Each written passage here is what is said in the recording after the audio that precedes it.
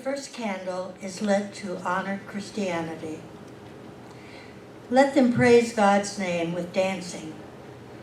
Let them sing praises to him with timbrel and lyre. The second candle is lit to honor Judaism.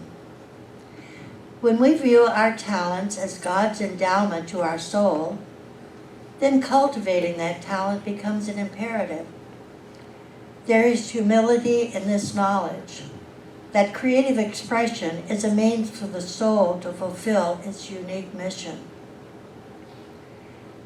The third candle is lit to honor Buddhism. A bucket of water is not filled by the first drop or the last drop. It's filled by every drop, one by one. The fourth candle is lit to honor Taoism. When I let go of what I am, I become what I might be. The fifth candle is lit to honor the spirituality of the Tsleil-Waututh Native Americans. Love is something you and I must have. We must have it because our spirit feeds upon it. We must have it because without it we become weak and faint. Without it our courage fails. Without love we can no longer look confidently at the world. With it we are creative. With it we march tirelessly. With it, and with it alone, we are able to sacrifice for others. The sixth candle is lit to honor Islam. Raise your words, not your voice.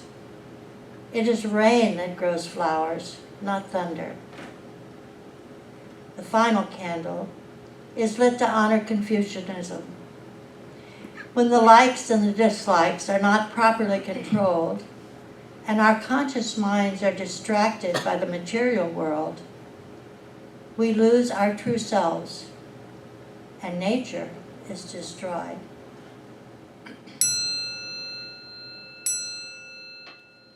These words are written by Anthony Ray Hinton. Despair was a choice. Hatred was a choice. Anger was a choice. I still had choices, and that knowledge rocked me.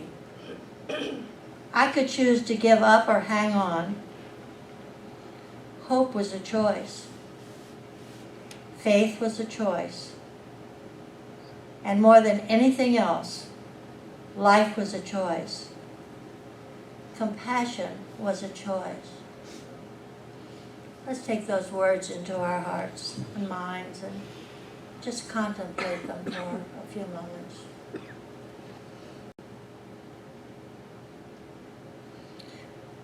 And in this moment together this morning, we recognize our freedom,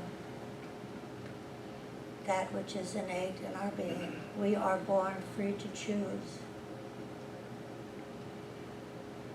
And I believe not only with the freedom to choose, but the power to follow our choices. We have all that we need to be all that we are created to be, individually and as a community.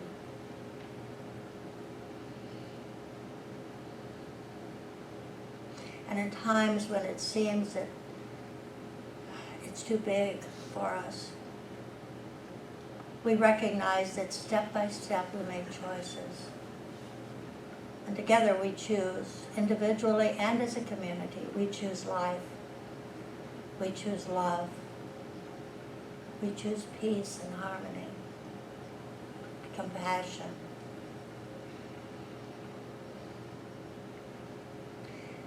We choose to be community. And in this we are blessed.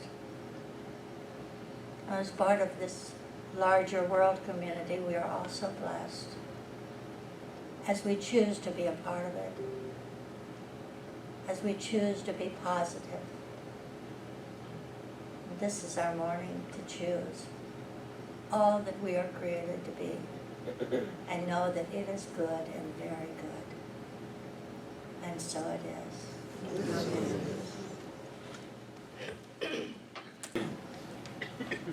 If any of you have forgotten, please silence your cell phones. Mine's recording up here and I forgot to turn it off, so that's what I was doing. So I want you to stop for just a moment and think about the story you tell yourself about your life. You telling a good story or a not so good story? If you wonder, just look at how your life is. Look around and see what the circumstances are and see how your life is. The story we tell ourselves maps out what we will do, what we will experience, the entire boundary of our lives. It contains and limits the life we experience. The reading today was about a moment where Anthony Ray Hinton on death row chose to tell himself a new story. He decided to choose compassion in life. And the important thing about the story is the story we tell creates our beliefs. And our beliefs create our perceptions, and our perceptions create our experiences. In other words, our whole lives are created by the story we tell about them. It's amazing to think that a story has that much power. But it does. And it's also amazing to realize that it is just a story. That it is just a story we tell ourselves. It's not what's real and true about us all the time, particularly not if we're telling a story that's not giving us any joy. It's not what's real and true, it's just how we describe ourselves, and most of it is how we habitually describe ourselves, and it's how we describe others, and most of that is habitual. It's about how we describe the world, and again, most of that is old habit. We have used to describe the world and the universe and the divine and ourselves and our place in it and all of that. And that story is very powerful. But we can't ever really know how much of it is actually true, yet we believe it all to be true, and we live accordingly. I read a book a while ago. It's a really fun novel called The Weird Sisters by Eleanor Brown. It's a fun novel. And here's a quote from it. It gives you a little bit about what it's about. It's about three sisters and their upbringing and their past and the story. The book said, there are times in our lives when we have to realize that our past is precisely what it is and we cannot change it. But we can change the story we tell ourselves about it. And by doing that, we can change the future. We can change the future. We can change the story anytime. That's our choice. We can change the story anytime. The story we tell ourselves about our past and our present, who we are and how we are, how the world is, how other people are, how God is, the divine is, and that will change our future for sure. For sure. As a matter of fact, changing our story is the only way we can change the future. Because as we create it, moment by moment, as we live into it, we either keep creating the old story we've been telling, or we start telling a new story and moving in that direction. And that lets us get away from experiencing the same thing over and over and over and over again. There's a minister who is both a minister of Centers for Spiritual Living and Unity. Her name is Temple Hayes. She kind of summed this all up. She said, it's not always easy for people to let their old belief systems die so that their new beliefs can move them from impossible to what is possible. People often become so attached to a story, even though the story isn't working. Why would we not be willing to go in a new and different way if it meant our lives would be changed forever? We can always go back and pick up the old story that didn't bring us much joy in the first place if we want to. But why wouldn't we? She says, why wouldn't we let our lives be changed? Why wouldn't we change our stories radically in order to change the way we are living? And of course, changing the story is a main topic of conversation around here. We begin by understanding that in order to change our experience, we have to change our perceptions, which means we have to change our beliefs, which means You know, our beliefs are rooted in our thinking, so we have to start by changing the way we think. Our spiritual practices and our classes and our gatherings and our services are all about that foundational step of changing the way we think about ourselves first, about the world, about the divine. It's about supporting each other and letting those changed stories get rooted and strong and grow strong in us so that we start to live from them rather than the same old story. It's about, you know, sometimes telling each other a better story. Sometimes we have to borrow from somebody else and let them tell a better story about us because we're not able to at the moment. Do you know what I mean? So that's what we're here for. And so many of us have had radical changes in our lives because we've changed the way we think about ourselves and the world. And I know my life has changed drastically. There have been so many good changes in my life as a result of learning how to change my story. And I know it's true for you. We know it works for us individually. Telling a new story about the world also works. As a matter of fact, that's the only thing that does work, because the world is created by people, right? And so if we want to create a different world, we have to create that by people who are telling a new story about life itself. I read a really good blog post the other day from a minister in Canton, Ohio, believe it or not. His name is Dustin White. And he's talking about a trip that he and his wife took. He said, "We traveled to Charleston, South Carolina, a city we visit frequently for our anniversary. We seem to have a routine when we travel there. We stroll past the shops on King Street, sitting on a bench at the Battery while listening to the tour guides, eating lunch at the local barbecue, and going to the historic marketplace off Meeting Street. Yet on this day," he said, "a haunting realization left me paralyzed amongst the bustling shoppers. This is once the place where baskets, food, and trinkets were not the commodity being sold. Rather, it was people who were the goods that were being purchased. People sold to other people. People stripped of their humanity and marketed as property. People with hopes, people with dreams, people with names. People whom our God created for the glory of the kingdom were exploited in a foreign land." See, just that fast, his story shifted. His perception shifted. His belief shifted. It's the shift that happens when we realize that slaves were not brought to this country. People were brought to this country and enslaved. People with names, people with hopes, people with dreams. See, it's a shift like that that can help us begin to chip away at some of our deeply held and mistaken stories about the world. Dustin White realized in that moment that exploitation and slavery didn't disappear at the end of the Civil War. They're still going on. What he realized is that the consciousness that allowed the slave markets remains part of our national consciousness. And that's true whether we're aware of it or not. I think the reason that that's true is because we have not thoroughly challenged the story and changed the story about ourselves as a whole, either about the slave markets 200 years ago or about what's going on today.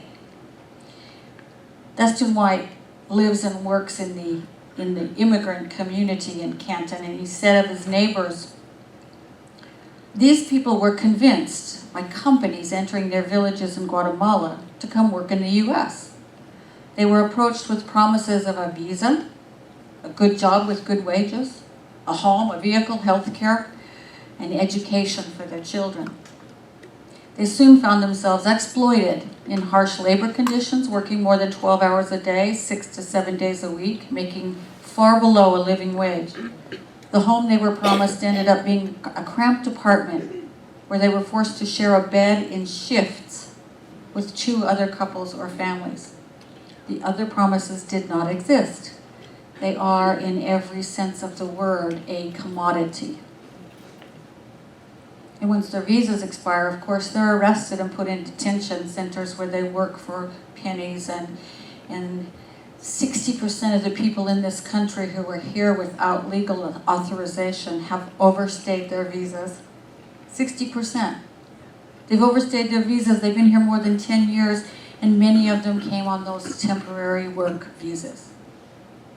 It makes a difference, doesn't it, when we stop to think about how so many of the people in this country were brought here as commodities. People of all stripes, brought here as commodities. That's the attitude we've got to shift, is that anybody could be a commodity anywhere. Any human being could be reduced to that.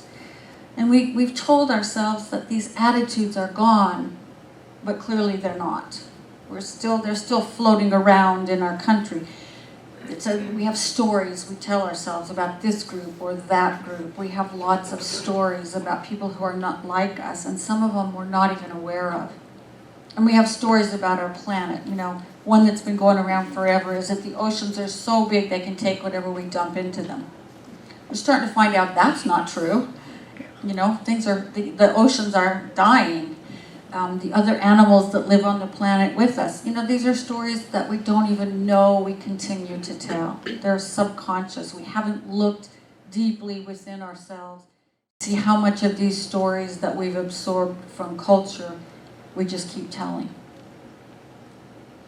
And we have stories we tell about ourselves. Lots of stories about ourselves. You know, some are the stories that we tell to keep the painful things hidden. I remember telling myself that, you know, I've been marching in marches and standing up for immigrant rights since I was 5 years old.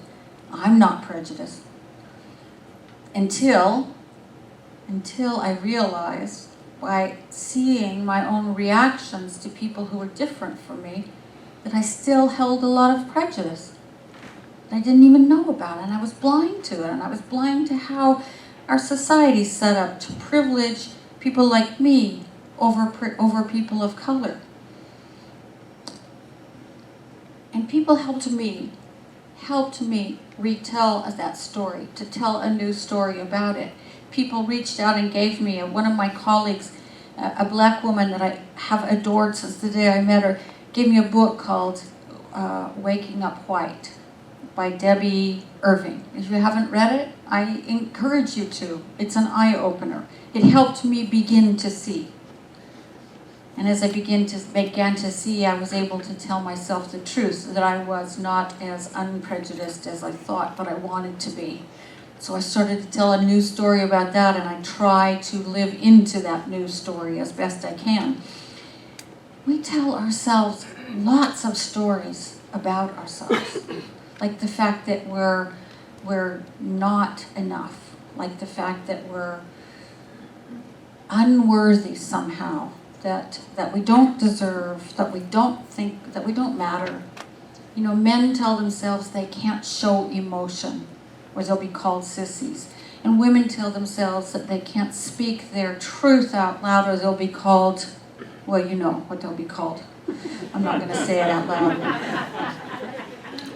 Until we change those stories, our lives just continue down the same paths. Men keep being afraid to show their compassion and their love and their sadness, and women keep being afraid to say, I'm not putting up with this anymore. Not in an outrageous way, simply because this is not conducive to life, in my opinion. We've told these stories for generations and generations, and until we change them, nothing changes, right? What are the stories you tell about yourself? What are the stories that you tell yourself, about your place in the universe? About what you can and can't have, or be, or do, or experience in this life, about your body, about how you look, about how your mind works, about how relationships are. What stories do you tell yourself over and over and over again so that they become your life?